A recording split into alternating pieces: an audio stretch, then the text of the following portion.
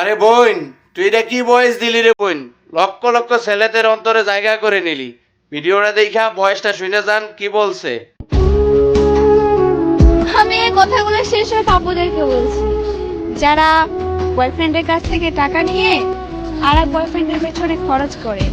বলছি বোন, একটা টাকা উপার্জন করতে কতটা কষ্ট হয় একমাত্র সেটা প্রবাসী ভাইরাই জানে। আর তুমি তার কাছ থেকে টাকা নিয়ে ভালোবেসে অন্য বয়ফ্রেন্ডের পেছনে খরচ করছো। একটা কথা মাথায় রেখো, পাপ কখনো কাউকে ছেড়ে কথা বলে না। এই যে উপরে একজন আছে, আল্লাহ ছাড় দেন কিন্তু ছেড়ে দেয় না।